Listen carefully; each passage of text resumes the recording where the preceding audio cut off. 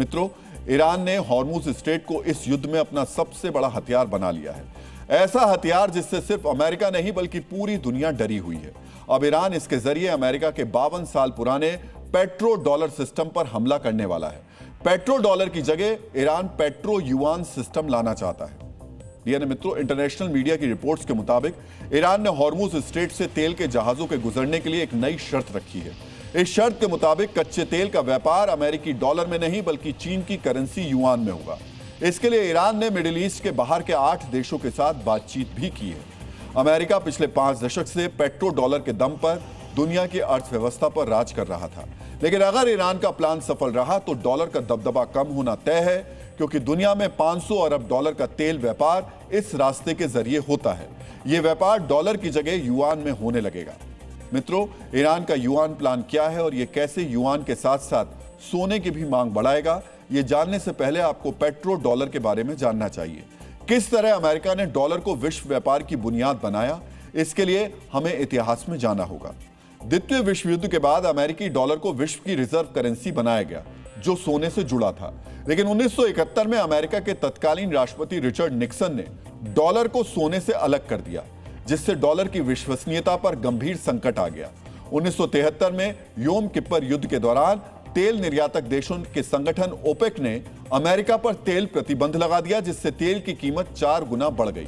उस समय अमेरिका को अरब में एक मित्र देश और तेल की गारंटी की जरूरत थी। उस पृष्ठभूमि में अमेरिका ने सऊदी अरब के साथ 1974 में एक ऐतिहासिक समझौता किया। इस समझौते के तहत यह तय किया गया कि सऊदी अरब अपना सारा तेल सिर्फ अमेरिकी डॉलर में बेचेगा। बदले में अमेरिका सऊदी अरब को सैन्य सुरक्षा और हथियार देगा। 1975 तक सभी ओपेक देश डॉलर में तेल बेचने लगे।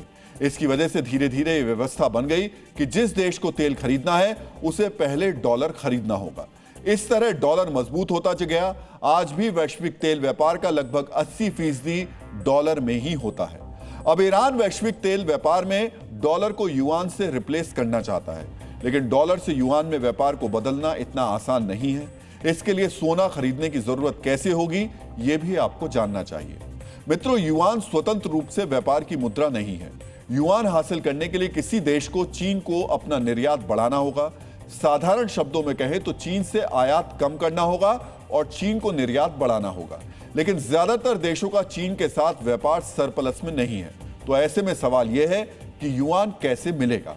इसका जवाब यह है कि पहले डॉलर बेचना होगा, उससे सोना खरीदकर यह सोना चीन को बेचना होगा और उससे युआन मिलेगा। इस युआन का इस्तेमाल तेल खरीदने में होगा, यानी ईरान का तेल खरीदने के लिए पहले डॉलर बेचना और सोना खरीदना होगा। मित्रों, ईरान इस प्लान से अमेरिका को बड़ी चोट पहुंचाएगा, क्योंकि पेट्रो डॉलर सिस्टम दुनिया में डॉलर की मांग का आधार है। अगर तेल डॉलर के बजाय दूसरी करेंसी में बिकने लगे तो डॉलर की मांग में गिरावट आ जाएगी। इस फैसले का असर सोने की कीमत पर भी होगा।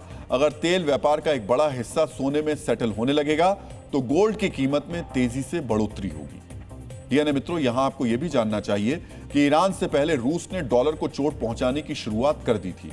अमेरिकी प्रतिबंधों की वजह से रूस ने पहले ही युआन में तेल बेचना शुरू कर दिया था। दिसंबर 2023 तक रूस का लगभग 1/3 विदेशी व्यापार युआन में हो रहा था। रूस के बैंकों में डॉलर से ज्यादा युआन जमा है।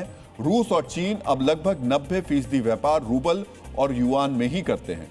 ब्रिक्स देशों ने भी डॉलर के वर्चस्व को कम करने की तरफ कदम बढ़ाए हैं। उन्होंने आपसी व्यापार में स्थानीय मुद्रा का हिस्सा 35 से 50% तक बढ़ाने का फैसला किया है। इस तरह कुल मिलाकर ईरान युद्ध का वो नतीजा निकल सकता है जिसकी उम्मीद ट्रंप ने नहीं की होगी।